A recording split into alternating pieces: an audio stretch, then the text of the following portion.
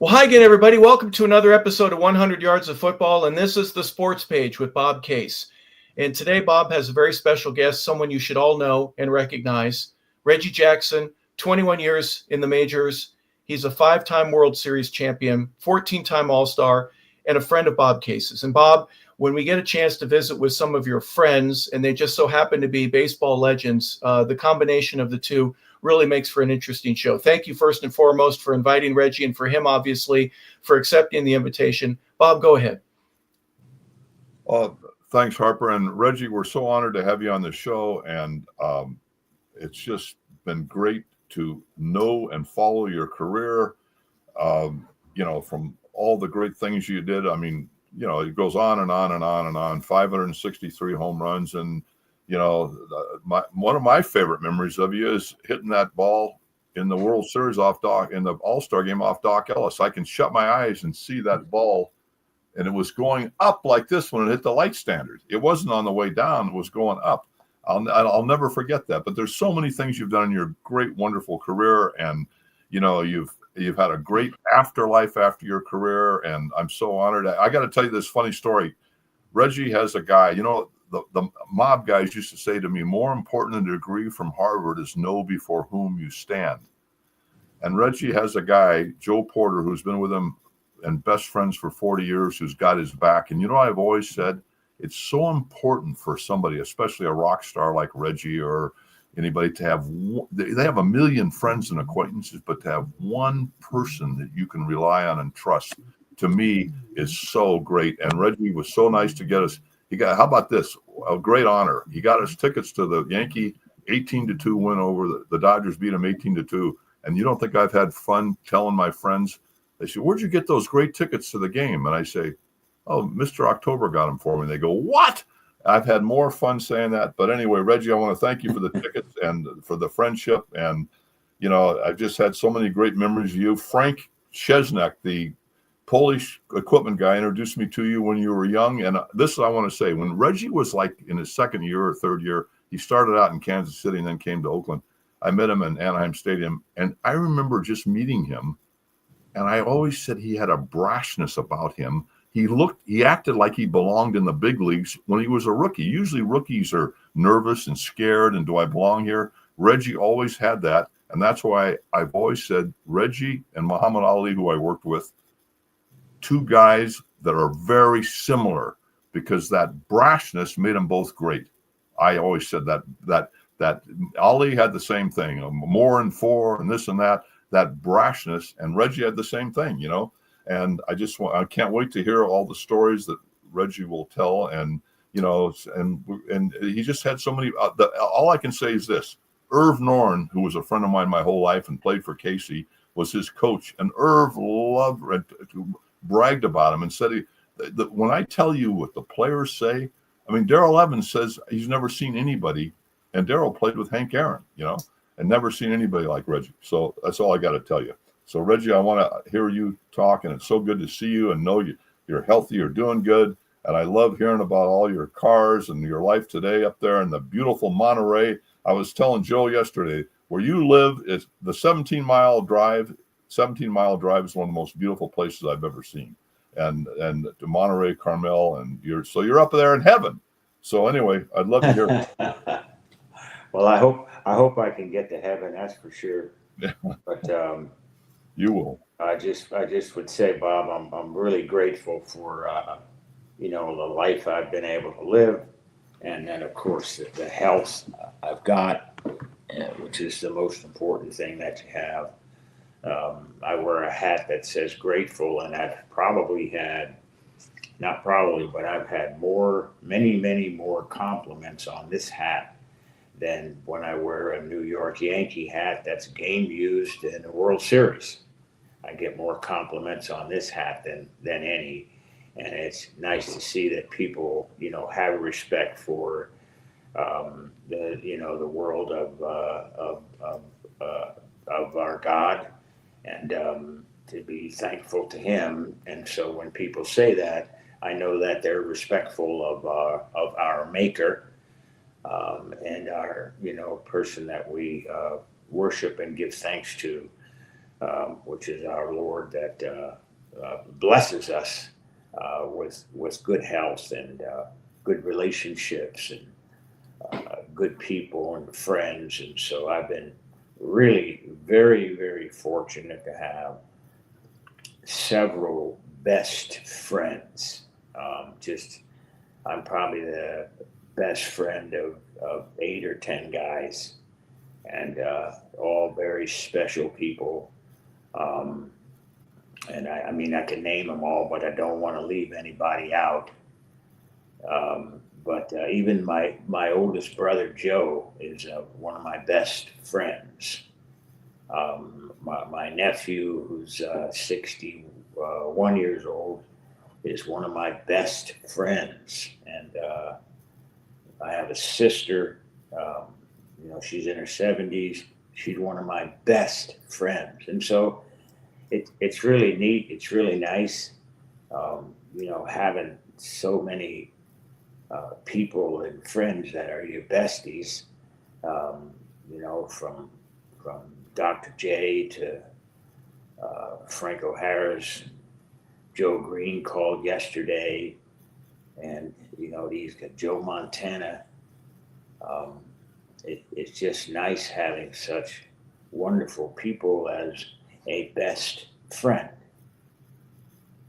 As you get older, I think the appreciation of that versus when you're younger and you don't know whether somebody's interested in you because of what you do or how much you make, having to filter all of that out, that's not easy for a young man or even an old man to do. But you obviously have been able to do so in a manner where it's not only family, but others that are close attachments that you're connected to still now. And obviously, baseball will be a part of that. That's part of what it is. But for you to be able to filter that, that's a certain characteristic that you want to get it right, don't you? You need God's blessings in order to be able to filter who's going to be the person that you can trust and tell you the truth in ways that some people won't if they're just looking to fall or see a fallen dollar out of your pocket. Yeah, I really feel like I've been blessed with an innate ability or knowledge or blessing from God to be able to sense good people when I'm with them. And so I was put on this journey by God to be involved with the public, quite a bit. And so I honestly feel like He gave me the ability to have a good sense when you're around good people and to be able to trust the right people.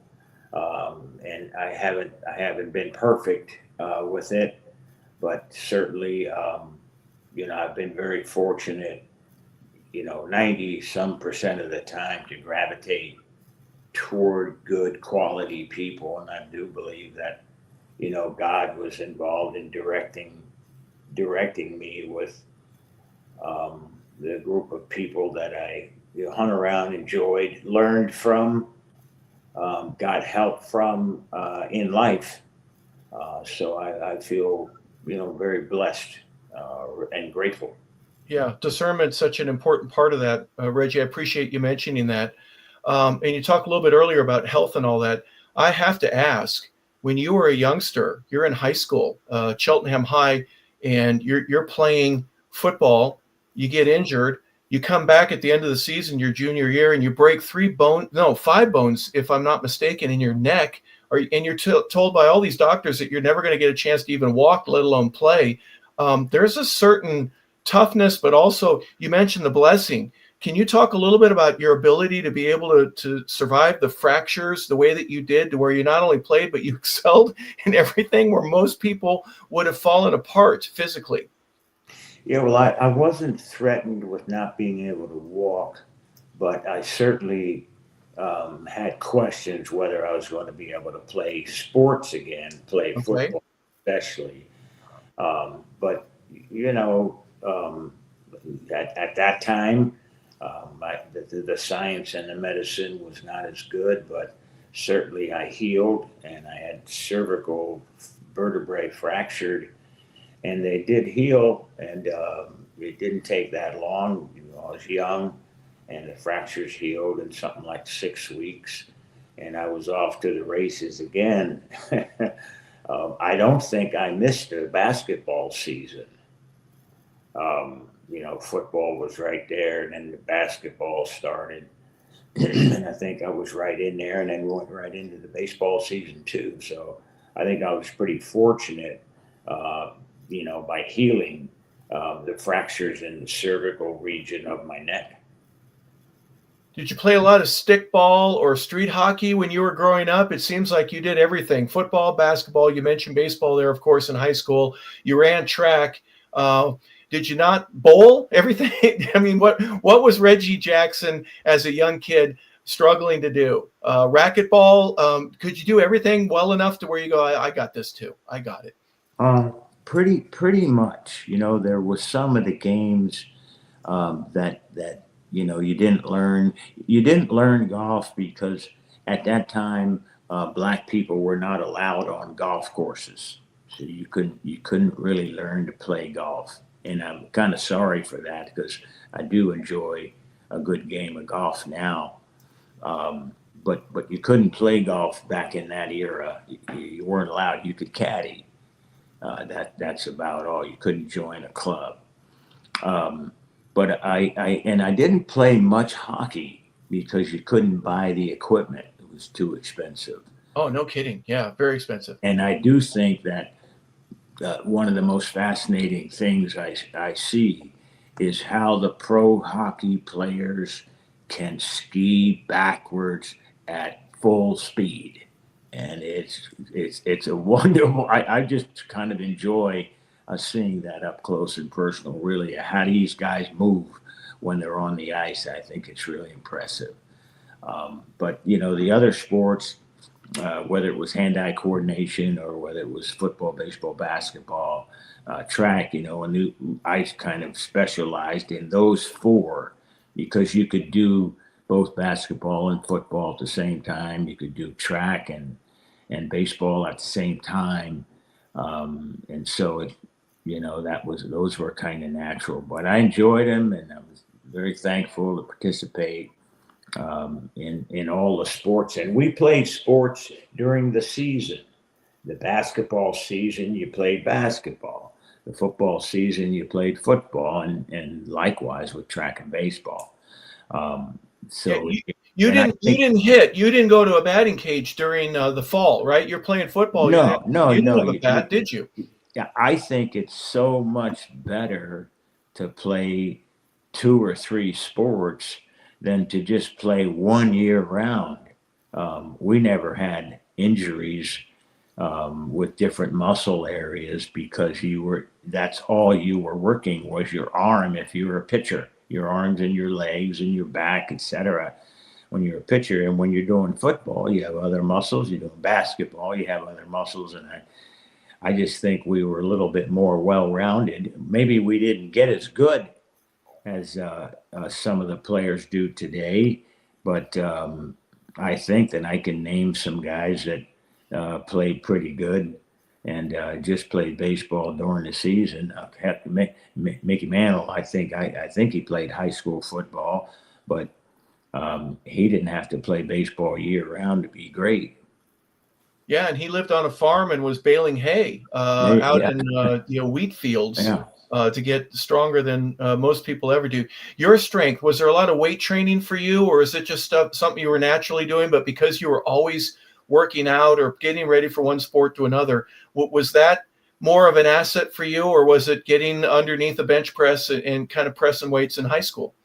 It was more of getting in shape for the next sport. And you didn't have weight training class. I didn't have weight training class until I got to college. Okay. Wow. We had a pull-up bar in my house. My brother put in a pull-up bar, and that was about right in your bedroom. You took the door off, and then you put up a pull-up bar. Yeah. And so my brother had put that in there for me to, build some strength. And that was really about it. The weight training and all that stuff didn't really come until I went to Arizona State and in college. Well, speaking of which, talk a little bit about, if you don't mind, was there a specific coach another player? When did Reggie Jackson know that my chance of playing football at the college level is not only genuine, but people are watching me now? I'm going to have to turn it on here a little bit, because you had Oklahoma, you had Alabama, you had the University of Georgia, all interested in watching you play. I didn't really focus so much on trying to impress the colleges. I did want to go to college, and I would have had to have gone to college on a scholarship because the family couldn't afford it. And I could have gone to Temple and played. Okay. As a matter of fact, I had conversations with Bill Cosby because he was either there or an alumni. I think he's a little older than I am. But I did have conversations with them, and I remember them saying, "We'll take the whole backfield if you come. We'll give all three other guys a scholarship." You know, and that time you had a T formation. You had two halfbacks and a fullback and a quarterback. Yeah. You know, but you know, I was just really grateful for you know, the opportunity to play the sport, and you didn't really think about colleges outside of where you lived.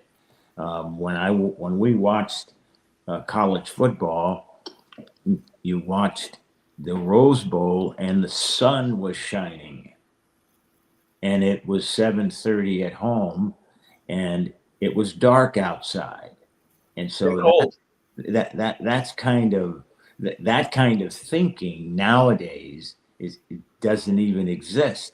But when we sat down to the TV to watch the Rose Bowl, it was light out and it was dark where we were. I mean, so, you know, going back that far, you know, just to let you know what the thought processes were like was, you know, it's just very, very different. Absolutely, and it was warm too. You're going, oh, California? Are you kidding me? Must be amazing. It's 2 o'clock. The game's just about ready to kick off. It's freezing cold. I got to go take the trash out. I need to get a jacket on, but you know, to come back inside and watch a game. Were there any childhood heroes that really sparked you back from the late '50s or early '60s when you were in high school? Yeah, it's just the same people. You know, there was. The top quarterback was Johnny Unitas. And then, of course, you paid attention to Jim Brown. Um, you paid attention to Otto Graham was a little bit older, but you followed Wilt Chamberlain and Bill Russell. You know, those were the guys that you followed. Um, you know, and then in track and field, you know, it was the sprinters of Adolph Plummer and Euless Williams and those guys. I forget the guy that was the pole vault champion, Bob something. He's on that Bob Gutowski. On the cover of Wheaties, you know. Yeah. You know, so but you know, when you followed the great Bobby Hall and those guys like that back in the day in hockey, you know, gosh, I can't even think of Smith. With the tennis, the great tennis player Stan Smith, yes. Stan Smith, he had the first pair of Adidas shoes. And he did, yes. But it was fun, enjoyable, and you know, the coaches. My high school coach was from Pittsburgh and Pennsylvania, and he was friends with a guy named Frank Cush, who was from Pennsylvania, but he was the high school coach for college coach, I'm sorry, for Arizona State University. And he recommended me to Frank Cush. And Frank Cush gave me a scholarship, and I went out there and played offense and defense. I started as a safety on defense as a sophomore, and you couldn't play as a freshman. And then I played baseball. If I could hold a 3.2 grade point average, I could play two sports. And so that's how I got to play baseball. I went out and threw it to a practice one day with Bobby Winkles, the baseball coach there. And he said, "Boy, Reggie," he said, "why don't you come out for our team?" And I said, "Well, I'll come out one day and do batting practice or something like that." And he said to me, he said, "I've heard of you. The scouts have told me who you are. And you're the best high school player in the nation." He said, "So come on out anytime." So I went out one day, and I bet one of my roommates in the Saguaro dorm over there, and he said, "You can't make the team because I don't think you're going to make team." They've never had a black player there, and our coach is from Arkansas. And I looked at the guy and said, "Well, I don't know about all that, but I know that I can play baseball on the baseball team if I get a chance or if I want to." And I went out and took a little batting practice one day. And I popped a couple up and hit a couple grounders. And I hit 4 or 5 in a row over the trees in right field and center field. And Winkle said, "Man, Reggie, we're ready for you. Why don't you talk? I'll talk to Frank Kush." And then I had to talk to you had an advisor back at that time, your program that you were taking in school, your curriculum that you were taking. And I had an advisor. The advisor, my student advisor was a gentleman by the name of Bill Kajikawa. He was the freshman football coach. And so I went to him and he said, "Well, Reggie, you have a 3.2 average." And he said, "That qualifies you for being able to play both sports." He said, "You're right on the number."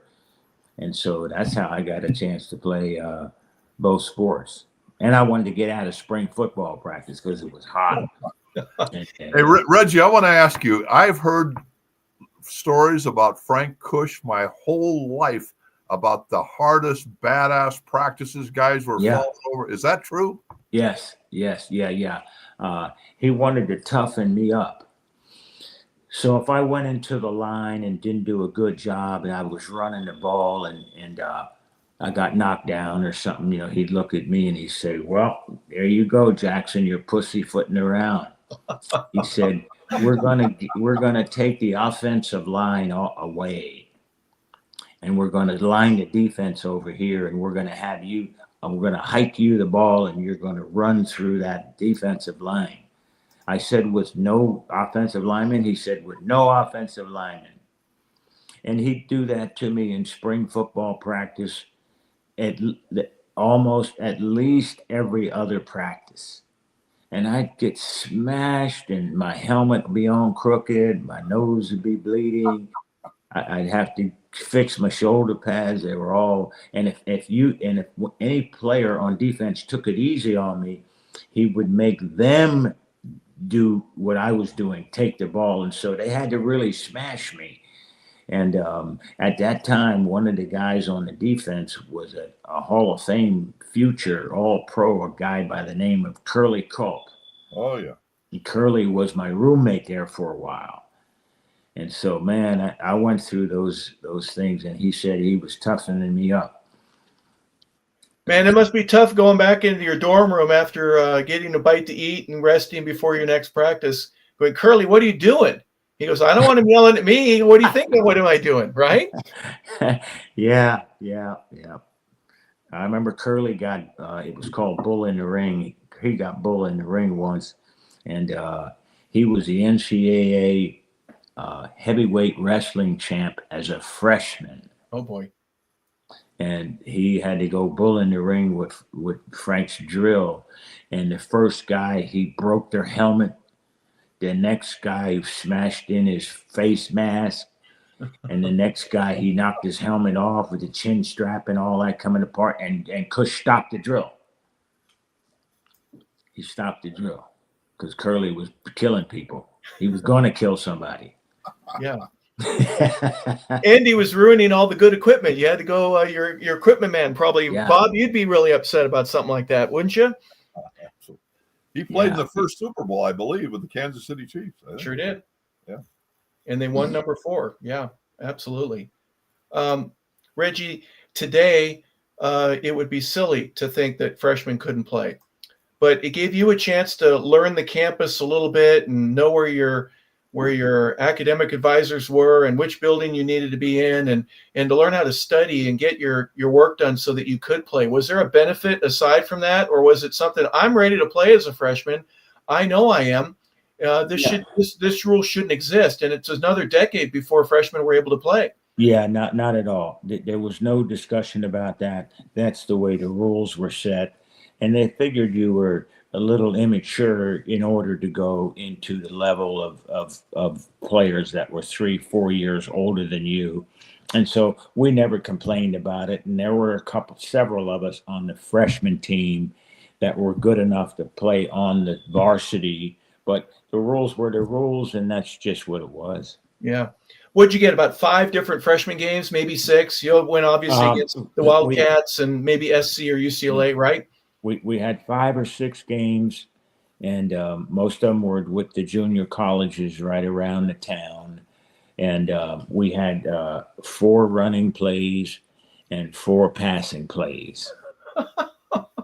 That's right. That's right. And when we got down to the goal line and we got close, we were 5 or 6 yards out, then we would just call a play to where we're going to hand Reggie the ball, and Reggie just grab onto Curly's pants. Curly Culp. He was 6'1", 290. Right. He was your fullback, right? He was your fullback. No, he was that defensive lineman. Curly Culp. Yes, I understand. But then on the play, okay, you just grab his pants and follow him. I just ran behind him. Yeah. I just ran behind him, and he just made his way to the end zone, and I came out at the end with the, hey, here I am, touchdown. Yeah, good job, roommate. Yeah, yeah, good job. Yeah, both of you did well. After the season is over, when did you visit with Bobby to say, hey, I want to play baseball? And then go ahead. No, Bobby Winkles told me, he said, Reggie, you're going to be the number one. You have a chance to be the number one draft. You are the best player in college and high school.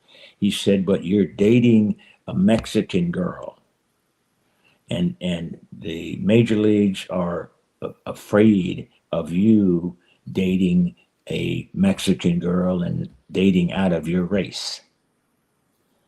And so I said, well, my middle name is Martinez, and my grandmother is Puerto Rican. I speak Spanish. Does that matter? And I Bobby Winkle said, well, Reggie, that's what they're telling me. He said, you're probably going to be the second pick in the draft. And so I said, okay. And he said, and I'm going to recommend to you that with the money you're going to get, you're probably going to get more money than the first pick. He said, but you're not going to be the first pick because the Mets and a few of the teams think you would be socially disruptive by dating out of your race. And I said, well, when the Mexicans get to be above or below or out of my race or whatever, I said, I don't get that. He said, I understand. And so Bobby Winkle supported me, and he said, I know your family needs the money. You're probably going to get over $100,000. And he said, I'm going to recommend that you leave school and take the money. He says, you can't do it in football. They don't let you leave college and go to the pros. And he said, I understand that you like football better. He said, but you can make it in this sport too. And so I went and signed the contract, and I gave, I got $37,000, $75,000 bonus. And then I had another $25,000 for a car and for finish my college education. And I gave the first 37.5 to my parents. And I was getting the next 37.5 after the first of the year. Mm-hmm.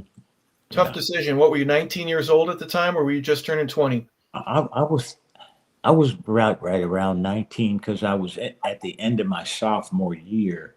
And when I went out there, I was 18. I had graduated from college. May 18th was my birthday, and I graduated from college in June. So I was a month 18, and decided to go to Arizona State. When I got to Arizona State, I was 18, and that next year I turned 19, and then I went on and signed after that. Well, good thing you had a 3.2 grade point average, Reggie, because you don't have representation at that time.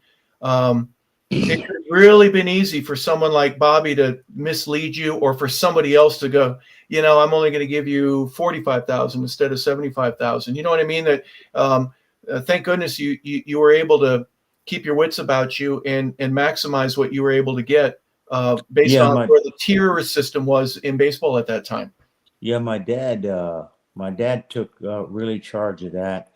And, when they were talking about getting $100,000 total, then, my dad was comfortable. We were going to get our mortgage paid off and get things cleared up and all that kind of stuff. And it wouldn't be as hard for my dad and mom anymore. So it was the best thing for us to do. Absolutely. Bob, I know you had a question. Please forgive me. Reggie, so you actually really liked football more than baseball? Yes, I did. Yes. Wow, I never knew. That's interesting. Wow.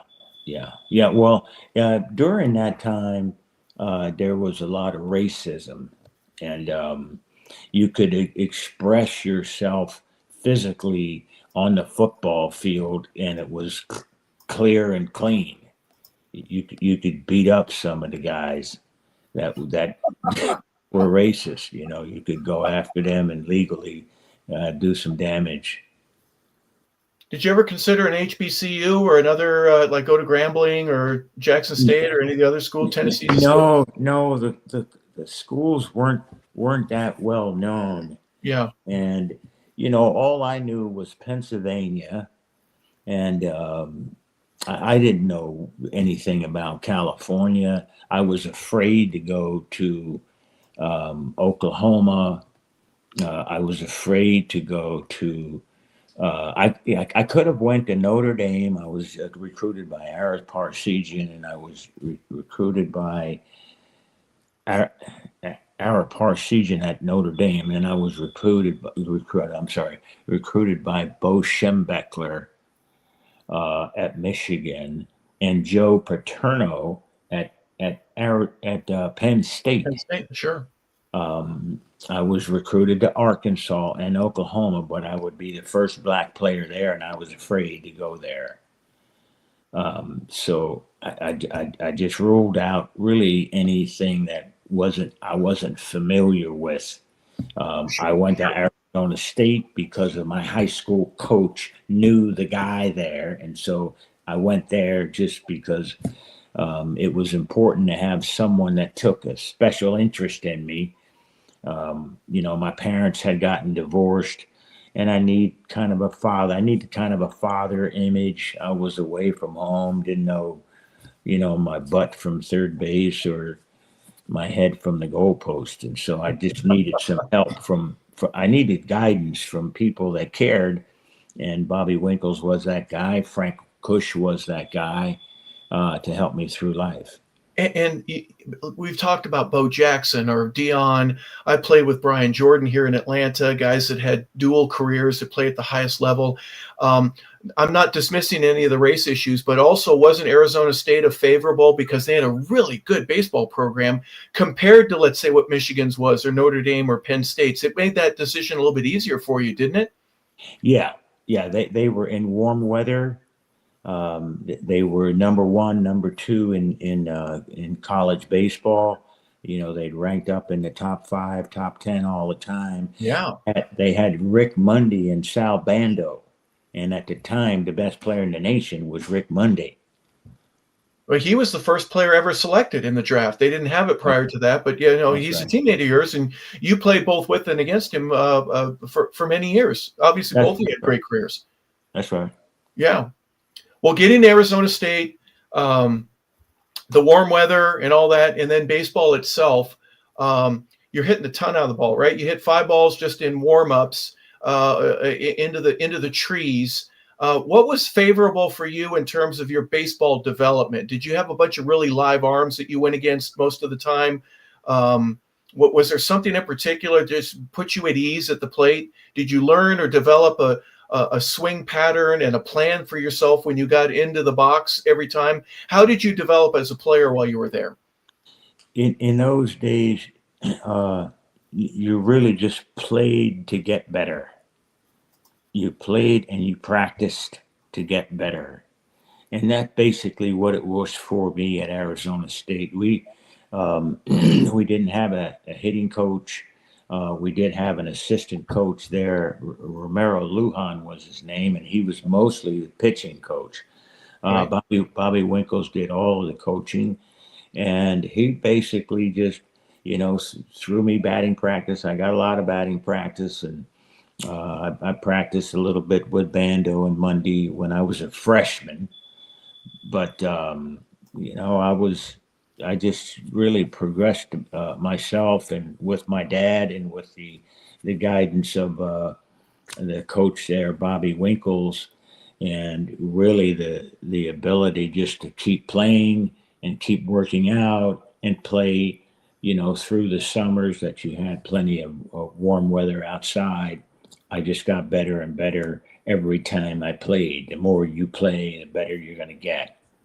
And I'm imagining the competition that you're going against. There's scouts all over the place, aren't there? They're watching Bando, they're watching Monday, they're watching you. And then they're looking at some of the opponents. Let's say you're playing Fresno or Fullerton or San Diego State or SC or UCLA, some other top programs, and the exposure, and then you doing well, hitting 400 or 500 at that highest level, obviously made it a lot easier for guys to notice and then obviously take note and start putting on pen and paper. All right, what's it going to take to sign this guy? Did you get a chance to visit with any of the scouts or not the recruiters, but these minor league coaches that were interested in, whether it be the Dodgers or the? No, not really, not Okay. really. There was one guy that talked to me about being the number one pick. His name was Bob Zuck, Z-U-K. I knew Bob. Yeah, he drafted Willie Stargell too. But he knew about Mays and Aaron and McCovey and guys with real power.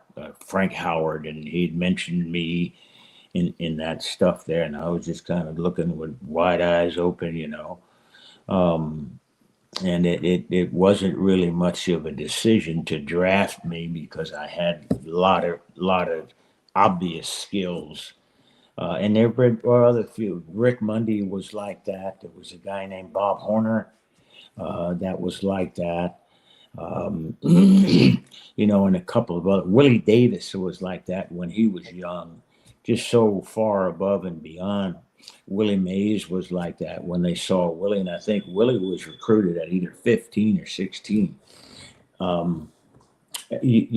Guys, I need to either walk out to the kitchen because there's something going on out there with a bell ringing.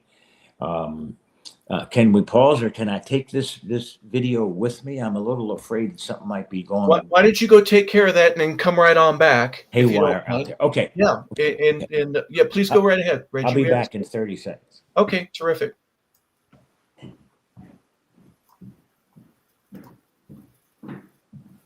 And we have a temporary pause, but I'm glad you asked that, because football obviously being such an important part of his life growing up. And I've always been under the impression, I use this for an example, Bob.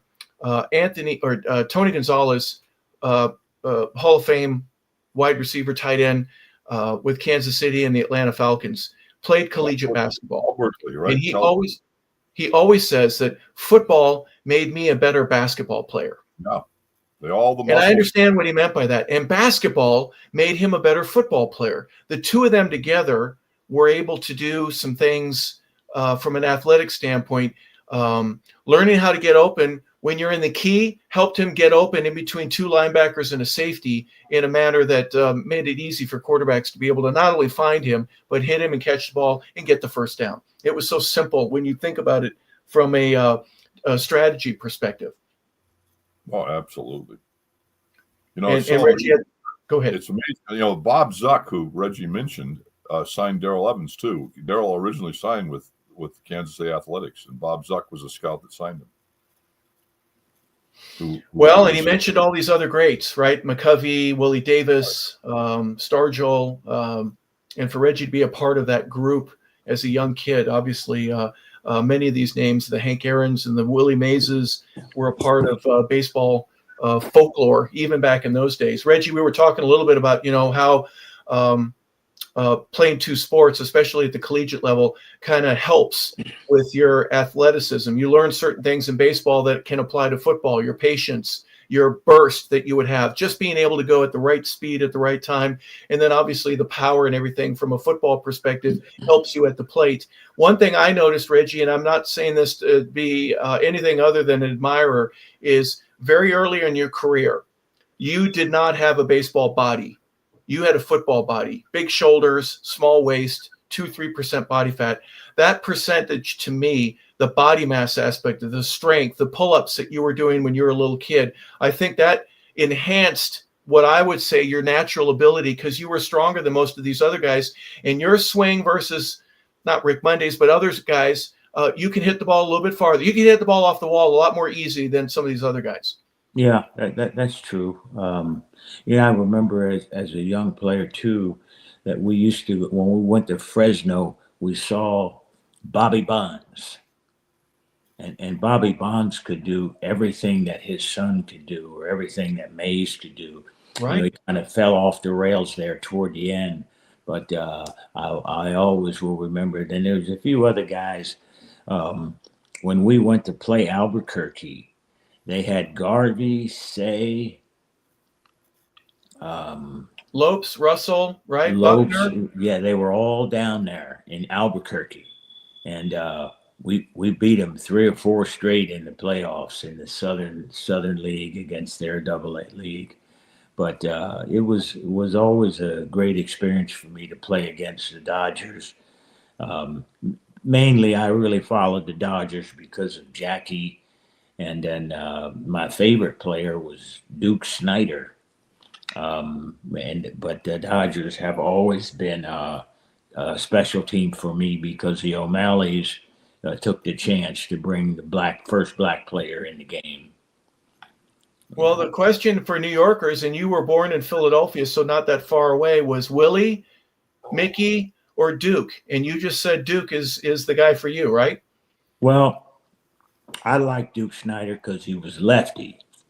You didn't so much pull for the Yankees because they beat everybody anyway. So the underdog was the Dodgers.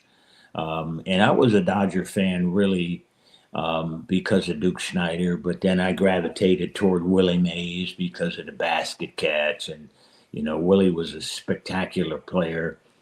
Whenever we played against the Giants in spring training, I always loved to go play the game because I could see Mays play. And so I would make sure I was traveling to the game to play the Giants so I could see Willie play, so I could see him warm up and play catch.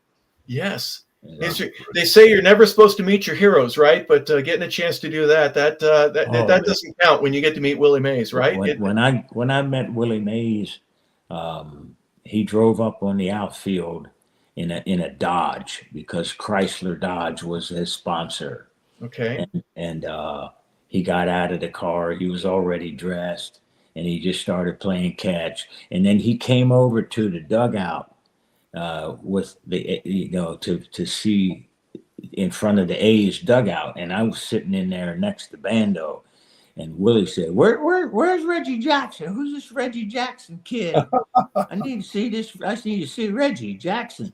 Just like him. Yeah, and he Bando. I was sitting next to Sal, and Sal just grabbed me and just threw me, just pushed me out. He said, "There he is," and I said hello and we talked a little bit, and I was really excited, So, but and then Bando said, Reggie, do your Willie imitation because I could run like Willie. He had that pigeon-toed run and kind of a little quick step, and I went down the foul line so he wouldn't be able to grab me. And so, and I kind of did my little Willie Mays imitation, and he laughed, So it was pretty cool. Hey, Reggie, I've got a question for you. When you were like at Arizona State and going through all that, did you ever in your wildest dreams think there'd be a Reggie bar?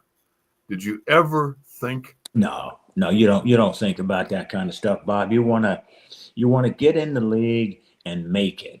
Yeah. And stay, because every time you take a step, so you go to high school, to college, and you get to college and you see you're going to play football, you're going to play baseball, and you look around and you see Curly Colton, and you're like, damn, Yeah.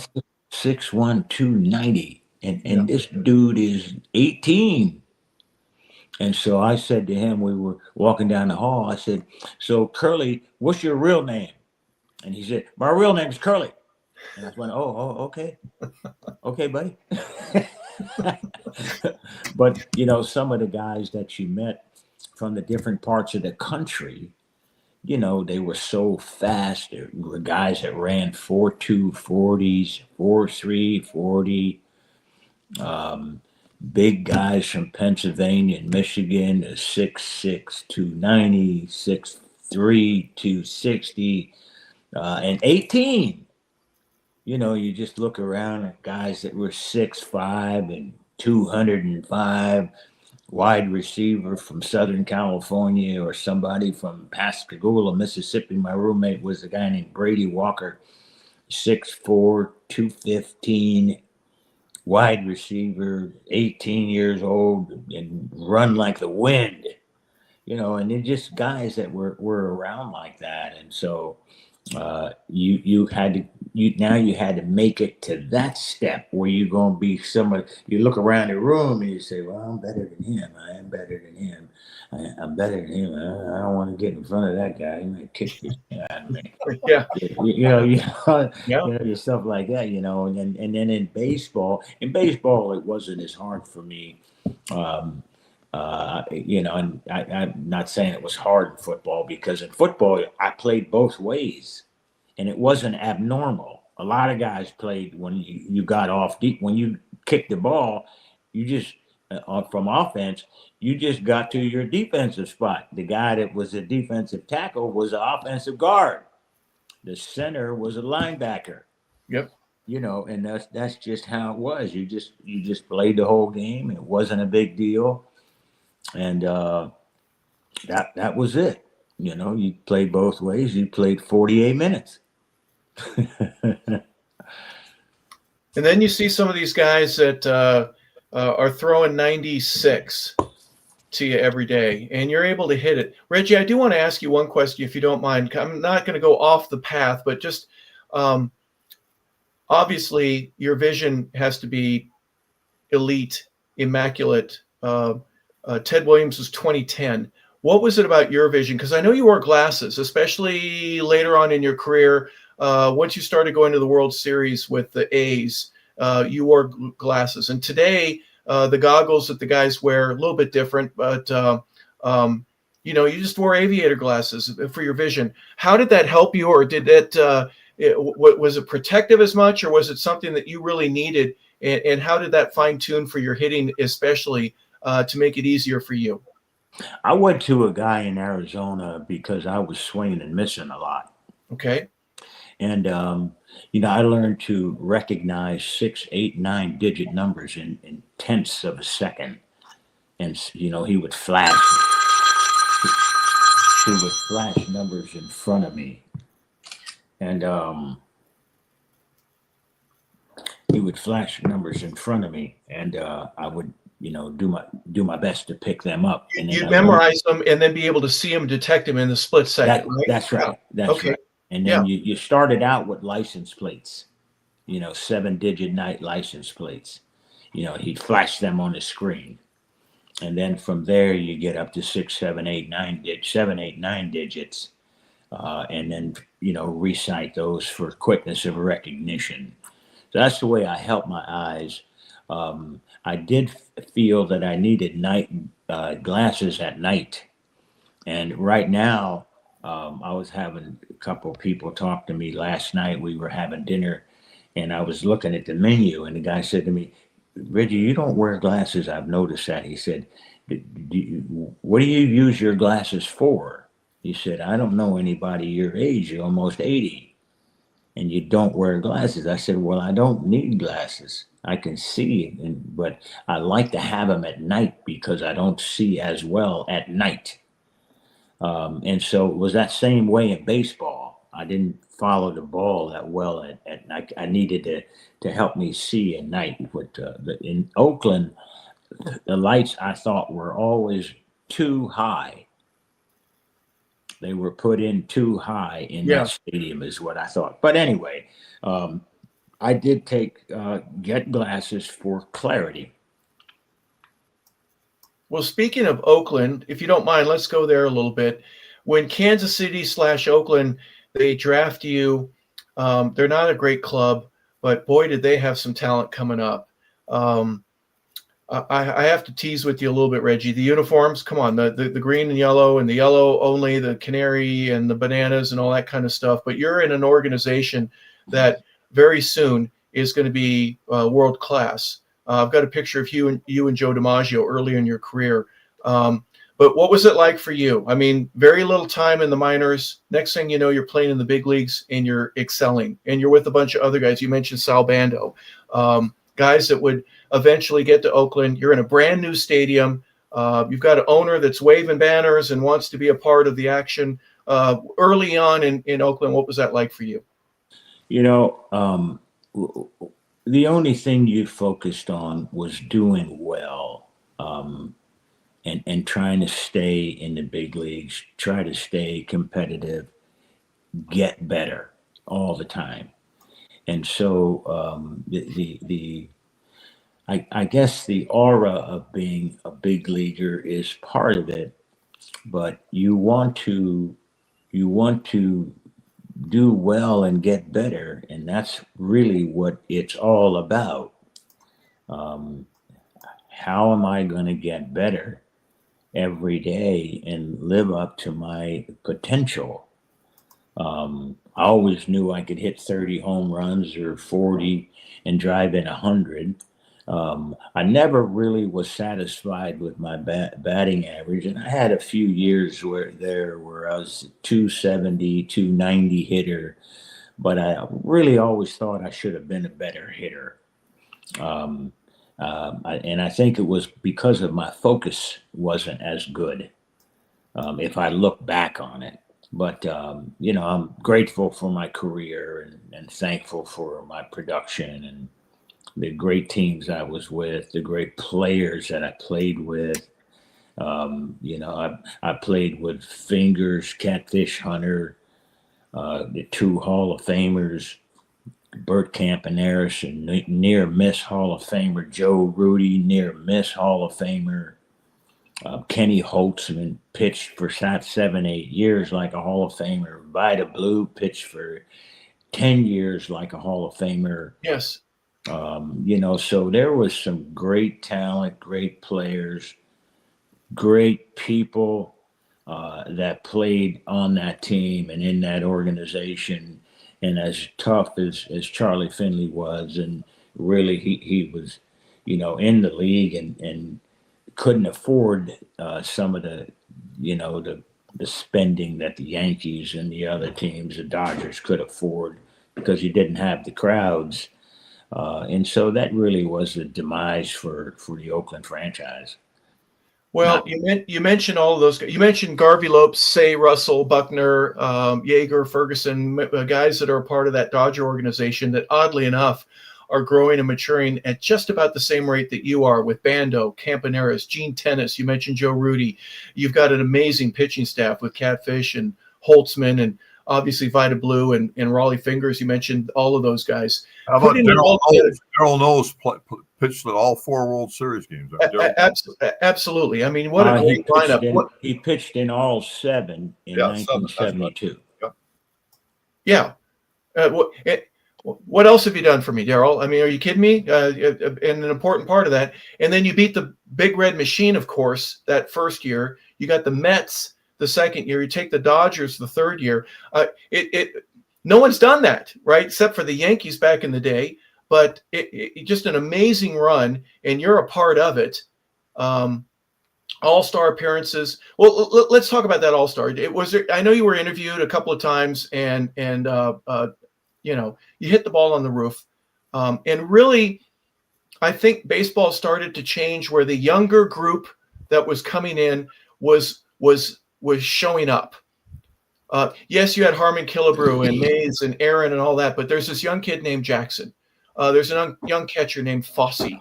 There's other young players that are just getting their wings underneath them, and they're excelling too. Talk a little bit about that in terms of your maturity level and your understanding of the game and how things were slowing down to the point where you were getting it and you were excelling at the highest level.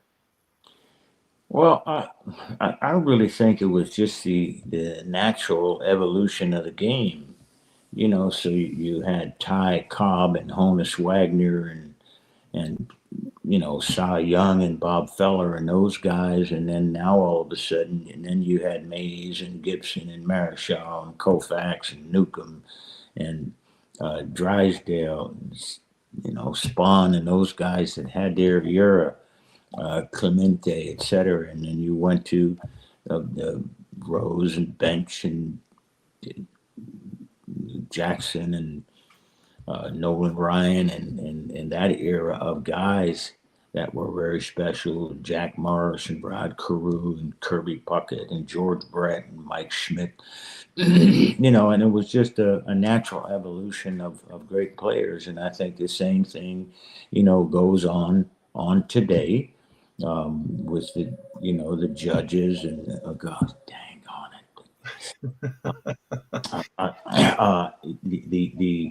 I've got a break because the guy that's coming to fix my refrigerator for 3 weeks is at the door and I got to meet him. Okay, we understand. Can you take a break? Sure. Yeah. How much time do you need? Well, Bob and I will talk, and if you can come back in a couple minutes. Probably 5 or 7, 8 minutes or something. Okay, we understand. All right. Thanks. Absolutely. Well, this is great stuff here in this stuff, Great stuff.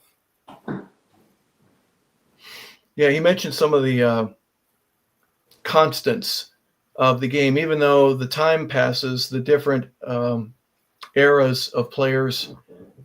I was going to say throw Steve Carlton in there too. Why don't you? There's no one that he mentioned that isn't a pivotal part of the game, right, Bob? 100%. The passage of baseball. That is 100% correct. As time goes on, but I got one thing I want to ask him about is the funniest story I ever heard when he hit the 5 homers in the World Series. He bought a new Rolls Royce and drove it 100 miles an hour from New York to California. And I heard he was pulled over about 8 times and all they did was want his autograph. They didn't write him up. I got to ask him. Yeah. I wonder if that's really true. I've heard that story for years. I want to ask him if that's really true. Well, I found this picture, Bob, of him. This is the Doc Ellis pitch that he hits out at Tiger Stadium in the 71 All-Star game. And then Kurt Gowdy is interviewing him. That's probably immediately after. Kurt Gowdy there? Yeah, that's Kurt. His hair was white? Are you kidding me? Yeah. Bob, would you consider that in some small way to be a partial shot heard around the world for baseball? So good for the game. Something, Harper, that home run is as memorable as any of his World Series home runs because it was an all-star game, and that ball, it's one of those things like I've always told you where you can shut your eyes. I watch that. It'll be in my head as long as I'm breathing. That shot. Because that ball was going like this when it hit the light standards. So it wasn't on the way down. I never saw a ball hit that. And it took it about 2 seconds to hit the light standards. It was still on its way up, it appears, right? And the thing about Tiger Stadium, for those that may not know, the second upper deck was directly above the first deck. So you could hit a shot that would go maybe halfway up the first deck in terms of the length of the ball and how far it goes from home plate. But it lands in the second deck because the second deck is in the way. And it's more exciting. He hit it in the upper deck, right? That means more than just hitting it in the first level. And there's nothing wrong with any of that. But the way that he hit that ball at a time where you had Harmon Killebrew and Hank and Willie, Frank Howard. I bet you there was a young Dave Kingman playing for the Cubs back in those days that just hit monster shots. I'm not sure if Schmidt was I thought Mike was a rookie in '72, but he had that power to be able to do that. I mean, that's Mark McGwire type stuff from nowadays. But Reggie did it, and it was so ho-hum, matter of fact. But nobody knew who he was prior to that in the same way that they would learn about him.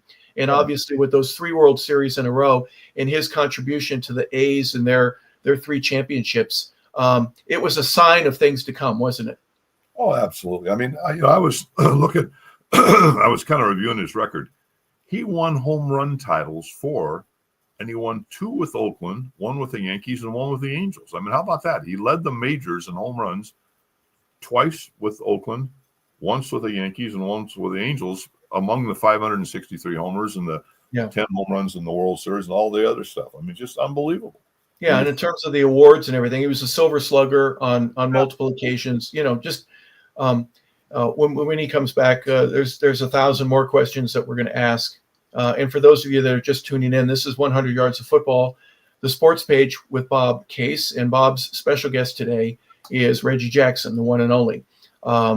Reggie has a small errand that he needs to run, and he'll be back with us in just a moment because there's a refrigerator that needs to get fixed. And how many of us have had instances where you got life, right? Things happen, you know. he did get mad at his phone until he realized that, this is the guy that I've been waiting for 3 weeks. So that's a good thing. Bob, you mentioned when you first met Reggie, probably 67, 8, 9, somewhere in that range. It was like his second, third year, but he was strong and young, and I was amazed he was not. You know how most guys, when they get in the big leagues, they're kind of like, do I belong here? Or he acted like he belonged here from the first time I ever saw him. He had that, what I call an edge around him. Like it's a certain kind of and he had that his whole career, which is, I think, part of the reason he had. Now you listen to him today, he's like a different person. He's, quiet and, but that edge is what made him great as a player, I believe. It was just, it was really fun to watch him, and as I've always told you, I always have gravitated towards characters, and he was definitely a character and definitely somebody that danced to his own music, which I thought was, Reggie was Reggie. He wasn't trying to, even though he had all these guys he looked up to, he was his own man, which I really, and the respect, I know all these old players and everything, the respect I hear from him, like Darrell Evans said, he said, I never saw him not run out a ground ball. I never saw him. Darrell played 21 years like Reggie. He said, but the guy was among his peers, was like amazingly respected and loved, which is really interesting to hear from. I've used the expression before, Bob, so forgive me if I'm repeating myself, but it may come into play here. I don't always know what it is, but if you've got it, whatever it is, if you've got it, and I think that Reggie had Absolutely. it, and I think other people recognize that he had it. There's a certain, again, a question I will ask him a little bit later, but I'll save it from this portion of the show. But if Wayne Gretzky were skating on ice and had a puck and a stick and a net somewhere, I think any other hockey player in the world would kind of stop what they were doing and watch this guy skate. I think even Gordie Howe would have to just sit and watch for a little bit. And when Reggie was at the plate, I think even if he were alive, Babe Ruth or Ted Williams would just take a moment and say, what has this guy got? Different swing than I have, but he also has a different result than I get. Yeah, Ted's going to hit 400, but Ted's not going to hit a ball 535. But Ted had all kinds of chances, didn't he, to hit the roof of Tiger Stadium? How many times did Ted Williams hit the roof? You were talking about his muscle mass. I want you to see this picture. Yeah. That's Reggie with the Angels. Look at the body. Yeah. And then he's 35 or 40 years old in that picture. Yeah, exactly. But, I mean, the guy was built like a football player, like you said, Yeah. I will follow up with another question that I have regarding his physique when he comes back. But he always, later on in his career, once the World Series victories in Oakland started taking place, I noticed Reggie always wore sleeves that went all the way down to his wrists, and he wore wristbands. He used sweatbands. He always covered his arms up. Yeah. He didn't need to. There's a couple pictures that I found that are absolutely stunning in terms of this guy's. He's not the tallest guy you're ever going to see, right? He's 5'10", right? But in terms of his body mass, his forearm strength and size, Hank had tremendous forearm strength. Every pitcher knew that all Hank had to do is just kind of flick his wrists, and the power that he had in his forearms and his shoulders was enough to elevate most balls to go 382 feet in a 380-foot wall. He could do that. And I think Reggie had that same type of strength, only probably a little bit more. Small waist, incredibly powerful, and a tremendous swing. I imagine you've seen it live, knowing that this guy swings harder, more velocity, and generates more speed and power with this bat than most guys are capable of doing. Well, Harper, I'll tell you another thing. A lot of home runs, as you've seen, a lot of players hit home runs, and they're high arcing home runs, that seem to be in the air a long time. Most of Reggie's home runs were bang, you know what I mean? As I recall, they weren't these high arcing home runs. They were just like line shots. The 3 home run World Series game, that was the 77 series, if I'm not mistaken. And he hits off Bert Hooton, Elias Sosa, and then Charlie Huff, who came in relief. And that was the third of the 3 home runs that he hit. The second one, I was reading somewhere where a reporter had said, as soon as the ball hit the bat, you knew it was gone. Yeah, that's right. The sound that it made, the exit velo, which wasn't a statistic back in 1977. No one was talking about stuff like that. They were saying, hey, that ball really jumped off the bat, but there was not much more in terms of a description of it. And there was you knew it in your knower that that ball was going to end up halfway up the right field bleachers, but it got there a second and a half quicker than the first home run, which was more of an arcing pop fly type thing. This one was a ball that was going to roll 700 feet if it landed on a flat surface. 100%. And he had the power to do that, and he had it all through his career. I know there were a couple of times he had injuries. Do you remember if Reggie had many, visits on the injured or the disabled list? I really don't. He missed one of the World Series in Oakland. He was hurt, and I don't really remember him a guy on the DL a lot. Not at all. The 73 series, if I'm not mistaken, against the Mets in the Tiger Championship Series, the ALCS. I think he scored the winning run in the game that got them to the World Series. And during the rounding the third base or something like that, he pulled his hamstring pretty badly, and that's why he had to miss the series. It was a 2-week injury, and oddly enough, the series lasted about 9 or 10, 11 days. So good recall, Harper. Good recall. Yeah. Well, sometimes you never know. You never know what I'm going to remember. Those Oakland teams he played on, those were, because they were in Oakland, they don't get the same as if they were the Yankees or the Dodgers, but those are some great, great teams. You know what I mean? They were really, you hear about the Big Red Machine, those Oakland teams were, if not equally as good, if not better, Better pitching than the Big Red. They beat the Big Red Machine. That's what I mean. Yeah. The Yankees lost to the Reds in 76. Remember, the Reds had won the 75 series. They beat the Red Sox. Yeah. And then the 76 series, they swept the Yankees. But oddly enough, that was the year that Reggie was in Baltimore. Right. And he had been traded from the A's. And the breakup of the organization after Catfish left, he mentioned Sal Bando as a great teammate. Raleigh Fingers. Before you know it, Joe Rudy was gone. Only Vida Blue really stayed. But Reggie was a part of a trade that goes to Baltimore. And so he ends up that 1 year with the Orioles, and they can't sign him to a long-term deal. They just chose not to. And so he declared for free agency. And what a difference that made in his career and in his life, obviously. He makes 5 times as much money going to the Yankees. And how did that turn out for you? We'll talk to him about that when he comes back. But Harper, think about this.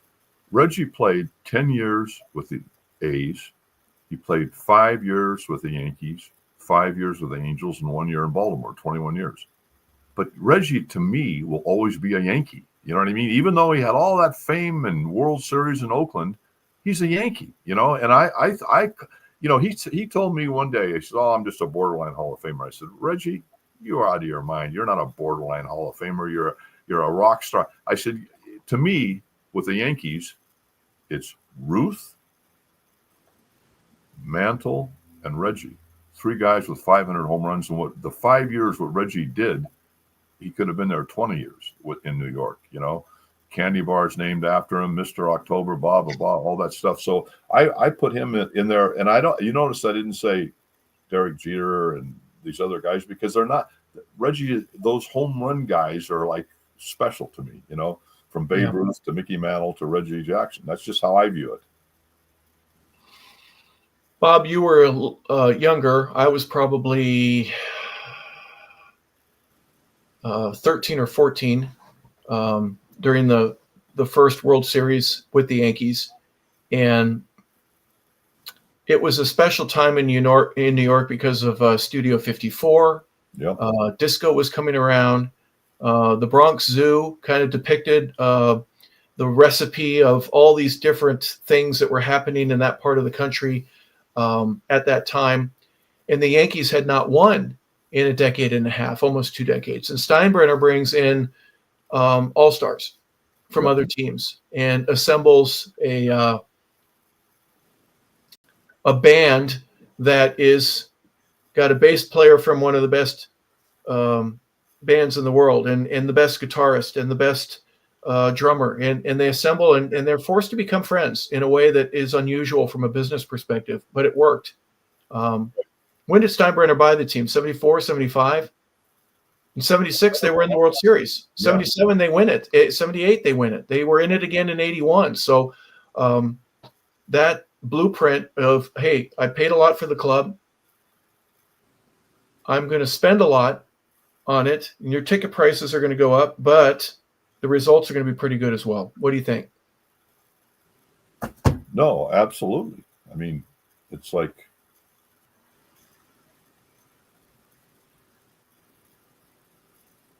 well, being a part of that and the change in the game of baseball from a financial aspect. And Reggie, Catfish was really the first here in, for you in the Los Angeles area. Andy Messerschmidt was one of those first guys to come over from another organization and play elsewhere and move his career up, I would think. 100%.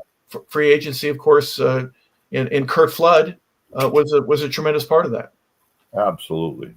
Well, he's the first. Without Curt Flood, I mean, every player today should be so grateful because he actually sacrificed his career, you know. What a good guy Curt was. Did you ever meet him? No, never had the privilege. No, absolutely not. What a shame.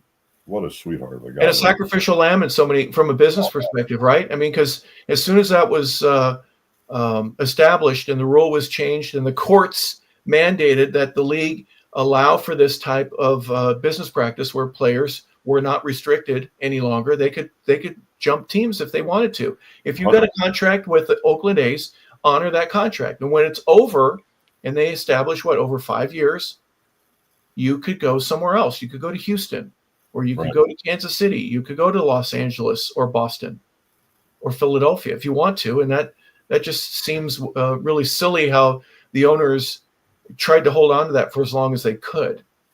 I get it. Don't get me wrong. I get it. But, you know, the fact that you restrict a guy from being able to exercise his constitutional rights, it doesn't make sense. 100%. And there we have it. All right. Well, Bob, we're still waiting just for the folks that are tuning in. We appreciate you being a part of the sports page. Our guest today is Reggie Jackson. And as you may notice, Reggie's not with us right at the moment. He's taken a few moments He has a house guest that he has to get some work done, and he will be back with us shortly. But he does know that we're sitting here, and guess who joins us right on cue? How about that? Yeah. Hey, Reggie, I got one question for you. I want to know if it's true or not. It's one of the. If it's true, it's one of the funniest things I ever heard. I heard after your big 5 home run World Series that you bought a brand new Rolls Royce, and I heard you drove it from New York to California like 100 miles an hour. And I heard you were pulled over in 4 or 5 different states by police, and all they did was ask you for your autograph. Is that true? Yes. Yeah. Tell us about that. Yeah. I had went down to a place where I was hanging out all year, and I'm gonna have to leave you guys after this story. I went down to this place where I hung out really most of the year because he was a car person and he sold exotics. I bought a couple Rollses from him. I bought a Ferrari from him. Back in those days. And the day I hit the 3 homers, I had already bought 2 Rolls Royces from the guy, and a Ferrari. And the day after I hit the 3 homers, I went into the store, and he had a brand new Corniche convertible, silver over blue, Yankee colors, and with blue interior, and it was $64,250, and this guy is Michael Shudroff was his name. And you got to have this car. This is the car for you. Forget about it. You're gonna make a lot of money. You're gonna make $2 million this winter with all the autographs and the dinners you're gonna go to, the awards you're gonna win. You got to have this car. I'm not gonna sell this car to anybody. It's got to be your name on it. So I was there for lunch, and then by the end of the day, around 4:00, 4:30, I had my attorney wire the money over to the guy, and I went back home, and I got a Samsonite suitcase, and I went to a Radio Shack, and I got a CB radio, a radio that you stuck on the back of the trunk. The trunk was aluminum, and most of the body was aluminum, but the little plate between the back window and the trunk was metal, and you could get a metal antenna and magnetic, and it would I would have an antenna for the rolls, and then I ran the wire through the back trunk, through the back seat, and put the antenna up there. And I drove it across country. I went and packed a suitcase, a couple pair of jeans, and a couple sweatshirts, and some tennies, and drove it to California. And I got stopped the first time in Ohio. And Reggie Jackson, somebody told me that you was on the highway. And I looked at the dude, and I went like, damn, I must be in the South. And I said, where are you from? I'm in the... I said, where am I? I said, aren't I in Ohio? He said, you in Ohio. And I said, uh-oh, I need to be careful, man. I need to be careful with this guy. Yeah. And he said, well, I just stopped to meet you because the truckers are talking about you on the road. And I wanted to shake your hand. He said, I'm not going to give you a ticket. That wouldn't make sense. He said, if you just shake my hand, I'll be all right. And then the next time I got stopped was in Missouri. And this guy stopped me. I was doing 100, and pulled me over and said, I ain't going to give you a ticket, but I wanted to call my mother because she's a Yankee fan. And if you call her and talk to her, I'll let you go. And so I called to spend about 20 minutes, talking with him and shooting the breeze. And then I got back on the highway, and he told me, he said, you don't have to worry about nothing from here because the next state is Oklahoma. And then after that, you're gonna get to Kansas, and then you're gonna get Oklahoma, and then they don't have no speed limit in Colorado and Nevada. You need to be careful when you get back home to California, though. And from there on, there was no speed limit. Wow. Yeah, but I got stopped a couple of times, and it was always a good time. With the people. But I got to go and watch my help my refrigerator guy, man. I got a Sub-Zero. It's been on the blink for about a month, but he's gonna fix it for me. I know that feeling. Reggie, thank you so much for being on. If you wouldn't mind, could we get you back on some other time to talk a little bit about your A's and Yankees? We'll catch up a little bit. That'd be great. I know that Sub-Zero, it's $100 just to look at it, right? So you got to be careful. Yeah, well, it's either pay $2,500 to fix it or $7,000 for a new one. Yeah. Well, negotiate that. Do some handshaking, and hopefully, yeah. Bob, this is the first time I've ever heard that there is a Rolls Royce a Corniche out there somewhere with navy blue and silver that's got a CB antenna on the back of it. That's Reggie, let me just ask you this: among your 100 cars, do you still have that Rolls Royce? Yes. You still have it? Yes. That's fantastic. Yes. What a great story that is. Yeah, and it's brand new. It's brand new. That story was my favorite story today. Thank you, Reggie. That was great. All right. I sure hope that Radio Shack CB still works. Okay. Thank you so much for being with us, Reggie Jackson, ladies and gentlemen. Obviously, baseball legend, has some things going on. We will reschedule and be able to continue on some other occasion. And a great guy on top of all that. Oh, absolutely. Right, and a great storyteller. So we want to appreciate everybody for being a part of the show. We want to thank you for watching the Sports Page with Bob Case. I'm Harper LeBel, saying that it's been a pleasure and an honor to be a part of 100 Yards of Football. In the meanwhile, we're going to wish everybody